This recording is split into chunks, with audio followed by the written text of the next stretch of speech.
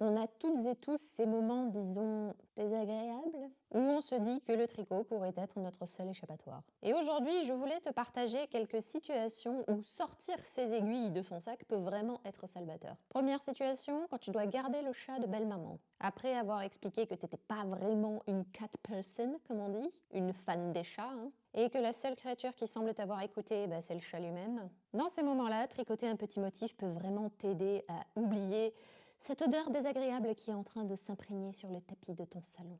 Deuxième situation, dans la salle d'attente du dentiste. Surtout quand tu sais que c'est pour une séance de dévitalisation ou toute autre petite torture du même acabit. Un tricot simple, un motif répétitif et hop, le temps passe beaucoup plus vite. Ou du moins c'est ce qu'on essaie de se convaincre. Troisième situation, devant la télé, pendant le foot, ou le rugby, ou tout autre sport. Surtout quand son chair et tendre est plus absorbé par l'écran que par les histoires de laine et de mailles. Dieu merci, c'est pas le cas de mon matou. Mais en tous les cas, je te recommande d'avoir un projet bien long pour ce moment-là, car la partie risque d'être interminable.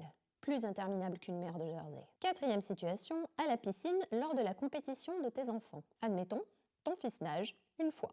Mais tu vas devoir rester assise pendant 3h35 pour regarder les autres enfants barboter. Les mailles montent lentement et la journée paraît moins longue. Autre situation, à l'aéroport après un vol de 6 heures. Et là, tu entends à ce moment-là « Ah, désolé, mais nous n'avons aucune idée de l'endroit où se trouve votre bagage. » Patience, vraiment. Tricoter un rang, puis un autre, puis encore un autre, et continuer jusqu'à ce que le bagage veuille bien refaire surface. Sixième situation, dans l'avion, encore avec un bébé qui hurle non-stop. Pas le tien, heureusement, mais celui du siège d'à côté. Le tricot ici, ça va être ta bouée de sauvetage. Parce que c'est étonnamment plus facile de résister aux cris de ses propres enfants qu'aux cris des autres. Même si on a toute l'empathie du monde pour les parents. Dieu sait que j'en ai à ce moment-là, vraiment beaucoup.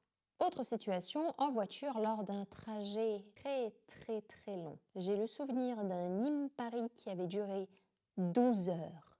Un enfer. Un souvenir exécrable. Dans ces moments-là, tu sors tes aiguilles et c'est parti pour transformer ce trajet en moment créatif. Bon, bien sûr, faut pas conduire. Ça paraît logique, mais je préfère le dire juste au cas où. Et enfin, au bureau avec le comptable. Quand il tente désespérément de démêler tout ce bazar administratif pour avoir une déclaration fiscale correcte, souris, hoche la tête de temps en temps. Il n'a pas forcément besoin de savoir que tu te concentres plus sur tes augmentations que sur ses explications. Bref, toutes ces petites escapades tricotesques qui peuvent faire toute la différence dans ces moments bien difficiles.